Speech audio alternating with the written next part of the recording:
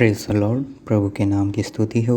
आज हम पढ़ेंगे निर्गमन 23वां अध्याय। झूठी बात न फैलाना, अन्यायी साक्षी होकर दुष्ट का साथ न देना, बुराई करने के लिए न तो बहुतों के पीछे हो लेना और न उनके पीछे फिर के मुकदमे में न्याय बिगाड़ने को साक्षी देना, और कंगाल के मुकदमे में उसका भी पक्ष न करना। यदि तेरे शत्रु का बैल व गधा भटकता हुआ तुझे मिले तो उसे उसके पास अवश्य फेर ले आना।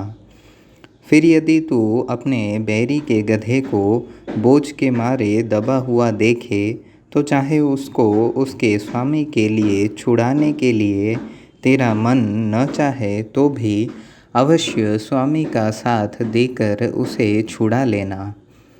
तेरे लोगों में से जो दरिद्र हो उसके मुकदमे में न्याय न बिगाड़ना, झूठे मुकदमे से दूर रहना और निर्दोष और धर्मी को घात न करना, क्योंकि मैं दुष्ट को निर्दोष न ठहराऊँगा।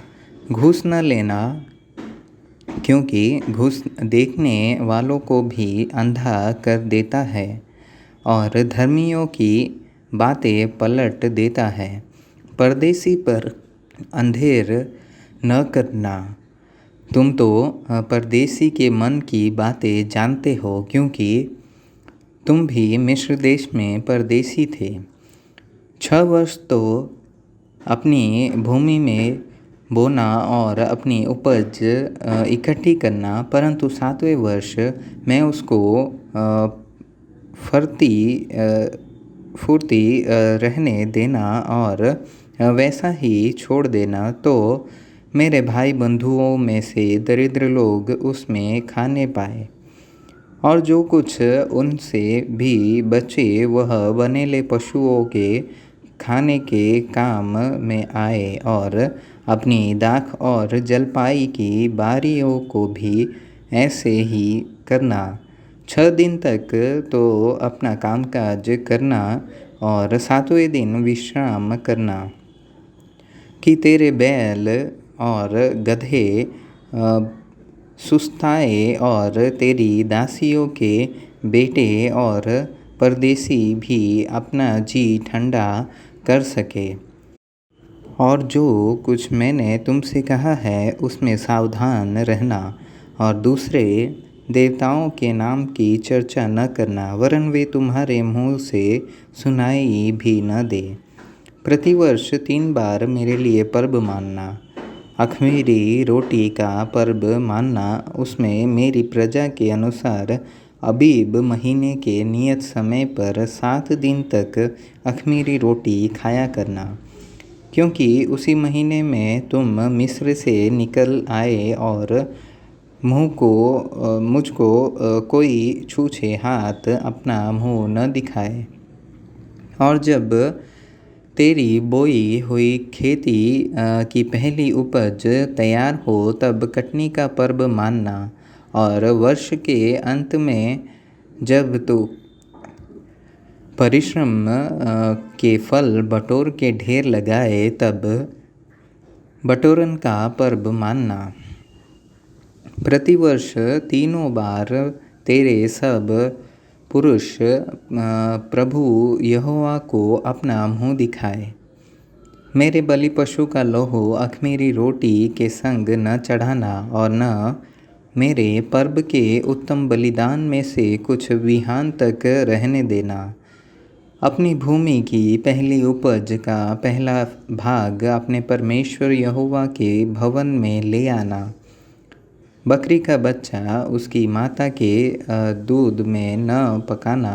सुन, मैं एक दूत तेरे आगे आगे भेजता हूँ, जो मार्ग में तेरी रक्षा करेगा, और जिस स्थान को मैंने तैयार किया है उसमें तुझे पहुँचाएगा। उसके सामने सावधान रहना और उसकी मानना, उसका विरोध न करना, क्योंकि वह तुम्हारा अपराध क्षमा न करेगा, इसलिए कि उसमें मेरा नाम रहता है। और यदि तू सचमुच उसकी माने और जो कुछ मैं कहूँ वह करे, तो मैं तेरे शत्रुओं का शत्रु और तेरे द्रोहियों का द्रोही बनूँगा। इस रीति मेरा दूत तेरे आगे आगे चलकर तुझे एमोरी, हित्ती, परिज्जी, कनानी, हिव्वी और यबूसी लोगों के यहाँ पहुँचाएगा, और मैं उनको सत्यानाश कर डालूँगा। उनके देवताओं को दंडवत न करना और न उनकी उपासना करना और न उनके से काम करना, वरन उन मूर्तों को पूरी रीति से सत्यानाश कर डालना और उन लोगों की लाठों को टुकड़े टुकड़े कर देना। और तुम अपने परमेश्वर यहोवा की उपासना करना, तब वह तेरे अन्न जल पर आशीष देगा और तेरे बीच में से रोग दूर करेगा। तेरे देश में न तो किसी का गर्भ गिरेगा और न कोई बाँझ होगी, और तेरी आयु में पूरी करूँगा। जितने लोगों के बीच तू जाएगा, उन सबों के मन में से अपना भय पहले से ऐसा संवाद दूंगा कि उनको व्याकुल कर दूंगा, और मैं तुझे सब शत्रुओं की पीठ दिखाऊंगा। और मैं तुझसे पहले बर्रों को भेजूंगा, जो हिव्वी, कनानी और हित्ती लोगों को तेरे सामने से भगा के दूर कर देगी। मैं उनको तेरे आगे से एक ही वर्ष में तो न निकाल दूंगा, ऐसा न हो कि देश उजाड़ हो जाए और बनेले पशु बढ़कर तुझे दुख देने लगे। तब जब तक तू फूल फल कर देश को अपने अधिकार में न कर ले, तब तक मैं उन्हें तेरे आगे से थोड़ा थोड़ा करके निकालता रहूँगा। मैं लाल समुद्र से लेकर फलिस्तियों के समुद्र तक और जंगल से लेकर महानद तक के देश को तेरे वश में कर दूंगा। मैं उस देश के निवासियों को भी तेरे वश में कर दूंगा, और तू उन्हें अपने सामने से बरबस निकालेगा।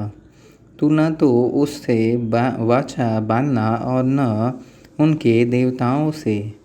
वे तेरे देश में रहने न पाए, ऐसा न हो कि वे तुझसे मेरे विरुद्ध पाप कराए।